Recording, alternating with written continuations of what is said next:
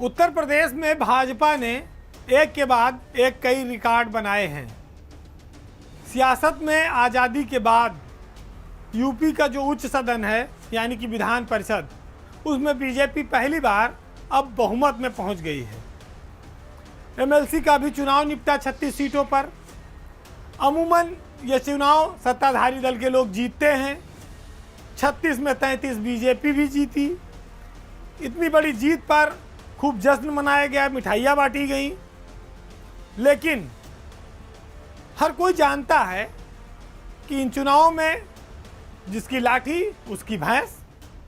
चाहे आपने ब्लॉक प्रमुखी चुनाव देखा हो, चाहे जिला पंचायतों के चुनाव देखे हों, बात चर्चा में इसलिए आज लानी पड़ी कि 33 तो बीजेपी जीती, लेकिन जहां 3 बीजेपी नहीं जीत पाई, हार गई, वहां पर क्यों ऐसा हुआ और वहां के इलाकाई छत्रप और उत्तर प्रदेश की सियासत में सत्ता के सामने टक्कर देने वाले वो लोग कौन हैं जो बीजेपी जैसी इतनी मजबूत पार्टी जिनकी सरकार है, जो हर जगह बहुमत में है, उसको चुनौती दे रहे हैं। अब भी ये बात सियासत करने वालों को सोचने पर मजबूर करती है कि सरकार इन तीनों जगहों पर चुनाव क्यों नहीं जीत पाई। बहुत आसान था, जैसे 33 जीते 36 भी हो सकता था। लेकिन ये 3 जगह हैं। प्रधानमंत्री का संसदीय क्षेत्र बनारस, जहां बीजेपी हार गई। आजमगढ़, जहां अखिलेश यादव लोकसभा के सांसद थे, जहां सारी सीटें 10 सीटें समाजवादी पार्टी ने विधानसभा चुनाव में जीती। तीसरा नाम प्रतापगढ़, राजा भैया और उनकी पार्टी जनसत्ता दल, जिसको 1 सीट मिली। अब आप तीनों पर आते हैं तो देखेंगे कि जो बनारस रहा, वहाँ पर सुदामा पटेल बीजेपी के प्रत्याशी थे। वो बाहुबली और माफिया कहे जाने वाले ब्रजेश सिंह की पत्नी, जो निर्दलीय चुनाव लड़ रही थी, उनसे सुदामा पटेल चुनाव हार गए। तो भाई, क्या हर युग में सुदामा के साथ यही होगा? द्वापर में भी वही स्थिति थी, कलयुग में भी यही चलेगा कि सुदामा हरदम गरीबे रहेंगे? सरकार होते हुए सुदामा चुनाव हार गए, निर्दलीय प्रत्याशी जीत गई। खैर, आगे बढ़ते हैं। जब आजमगढ़ पहुंचते हैं तो वहां पर भाजपा का प्रत्याशी लड़ा, समाजवादी का भी लड़ा, लेकिन जीता वहां निर्दल। अखिलेश यादव वहां के सांसद थे। 10 विधानसभा की सीटों पर समाजवादी पार्टी का कब्जा है। लेकिन बीजेपी से निष्कासित एमएलसी यशवंत सिंह, जिनका बेटा विक्रांत सिंह रिसू निर्दलीय चुनाव लड़ रहा था, उसने इन बड़े बड़े दिग्गजों को धूल चटा दी। यशवंत सिंह की जीत इस बात को साबित करती है कि सियासत में सरलता का कोई पैमाना नहीं है, मापदंड नहीं है। 4 बार से यशवंत सिंह एमएलसी हैं।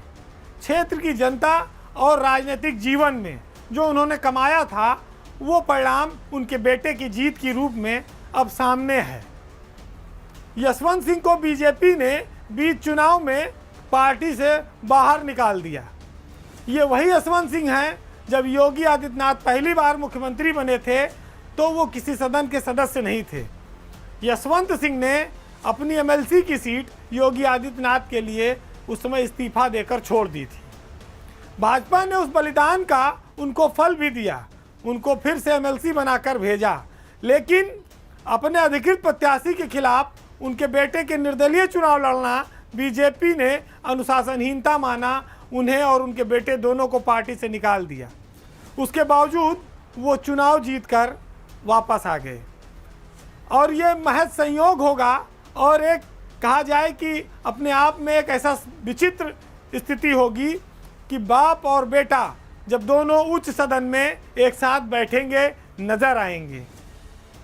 हालांकि यशवंत सिंह के राजनीतिक जीवन के लिए बड़ी उपलब्धि है, लेकिन बीजेपी को इस पर फिर से सोचना होगा कि यशवंत सिंह जैसे लोगों को वो वापस कब पार्टी में लेती है। तीसरा मामला प्रतापगढ़ में राजा भैया जो कुंडा से विधायक हैं, उनकी पार्टी जनसत्ता दल के टिकट पर पहली बार चुनाव लड़ी और वहाँ पर सत्ताधारी दल को चुनाव हराकर वहाँ पर अक्षय प्रताप सिंह एमएलसी चुने गए। ये दर्शाता है कि रघुराज प्रताप सिंह राजा भैया ने पार्टी बनाकर बहुत अक्लमंदी का काम किया। उन्होंने अपनी और अपने पार्टी की एक पहचान बनाई। विधानसभा के चुनाव में 18-19 सीटों पर वो लड़े, 2 सीटों पर वो जीते। कांग्रेस और बहुजन समाज पार्टी से अच्छी स्थिति उनकी आज विधानसभा में है। तमाम दबाव के बावजूद ये इलाकाई छत्रप चुनाव जीतकर आया और ये साबित किया कि अभी भी प्रतापगढ़ में जो राजा चाहेंगे वही होगा। वैसे एक चीज़ अगर आप देखेंगे तो ये कह सकते हैं कि जो 3 निर्दलीय लोग जीते, इनके लिए सरकार थोड़ी नरम भी थी, जिसका उनको लाभ मिला। लेकिन इससे इस बात का महत्व कम नहीं हो जाता कि राजा रघुराज प्रताप सिंह प्रतापगढ़ और उसके आसपास के ज़िलों में आज भी प्रभाव रखते हैं और लोग उनके नाम पर वोट देते हैं, चाहे प्रत्यक्ष चुनाव हो या अप्रत्यक्ष हो। सादगी से चुनाव जीतकर यशवंत सिंह ने भी इसी तरह का सम्मान और मैसेज हासिल किया है। तीसरी बात, सुदामा पटेल की हार के पीछे ये कहा जा सकता है कि ब्रजेश सिंह जैसा नाम वहाँ उनके साथ मुकाबले था। हालांकि वो पर्दे के पीछे थे, उनकी पत्नी चुनाव लड़ रही थी, लेकिन बाहुबल के आगे बड़े बड़े सामना करने की हिम्मत नहीं कर पाते और उसी के चलते सुदामा पटेल को हार का सामना करना पड़ा।